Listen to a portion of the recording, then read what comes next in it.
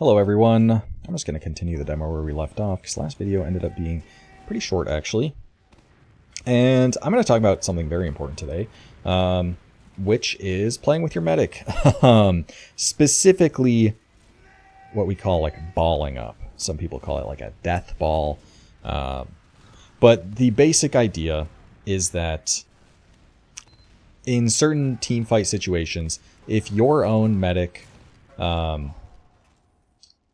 if the other team's medic is killed and your own medic is alive, then one of the most important things for your team is to keep your own medic alive. This is very common on mid fights, probably the most common on mid fights, where another medic might die early into the mid fight, or at some point during the course of the mid fight, the other team's medic dies. And suddenly you have 5 other players, or however many other combat players there are. And actually this would be a great situation. Our medic just died. Fantastic situation for the other team to ball up. So the situation is, some medic dies, and suddenly there's 5 players on the other team who are they're through the doors, they're taking a fight on the point you're on, who really don't have any other strong objective other than make it not disad. Because if they don't kill your medic, then that's usually going to be disad on their last, and a mid to last is a very common way, or a very straightforward way for a team to win a round. So in a case like that, maybe there's an isolated scout somewhere that could be a pick. Maybe, maybe damage was called on someone and you want to clean that up. There's all sorts of ways that you could kill these players, but at that point, it functionally does not matter whether the scout or the demo or whoever lives or dies, if that comes at the cost of your own med die.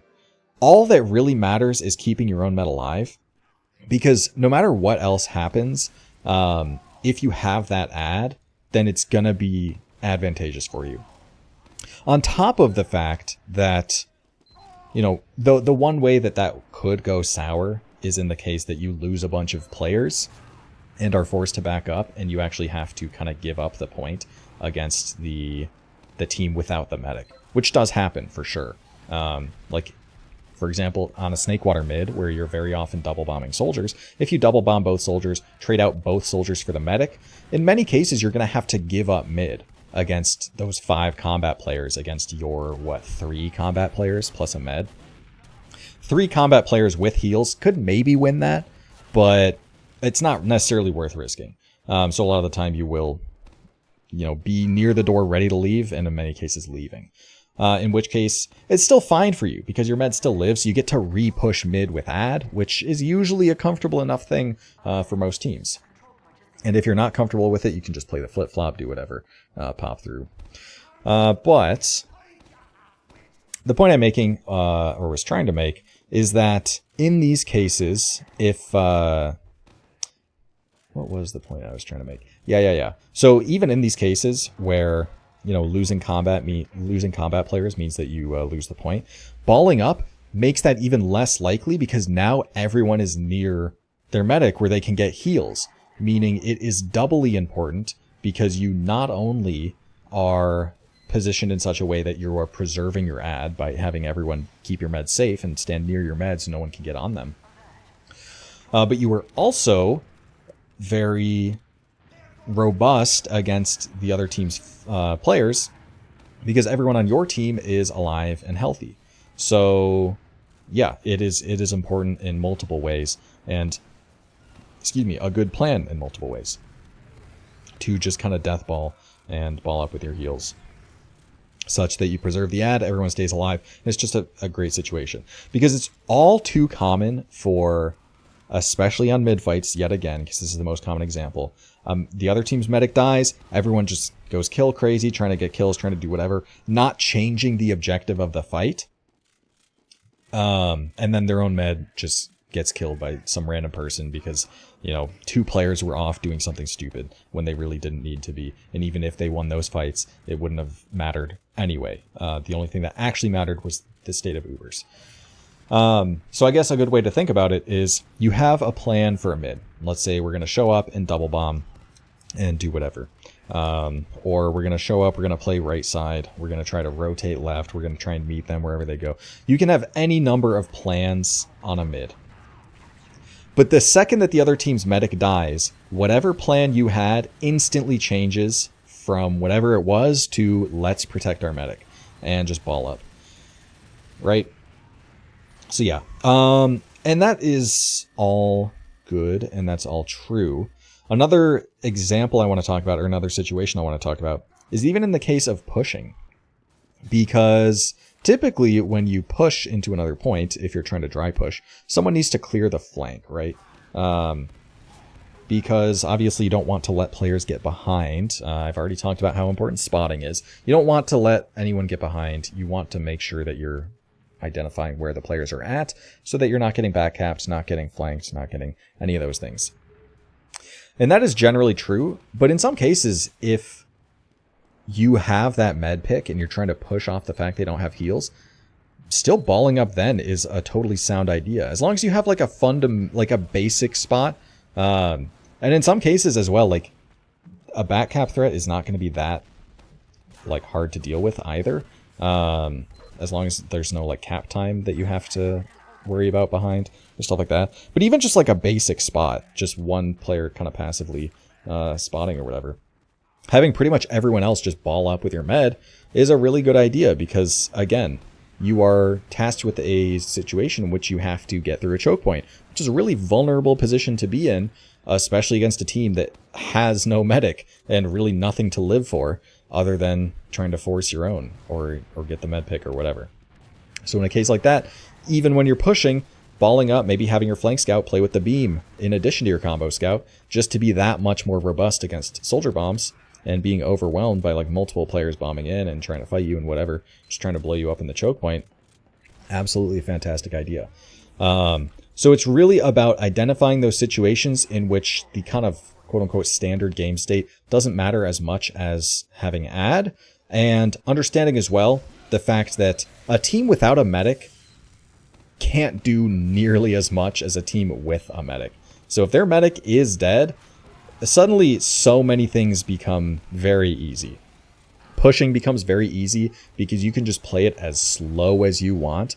A lot of people, when they, for example, sack and drop the medic rather than force them, so the other team no longer has a medic, a lot of the time these teams will try to push like fast and just muscle their way through.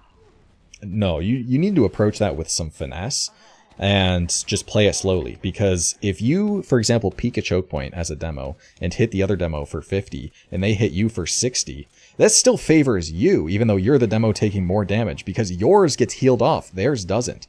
You hit a scout for one sticky who isn't buffed, and that scout has to leave, otherwise they will pretty much die to getting sneezed at.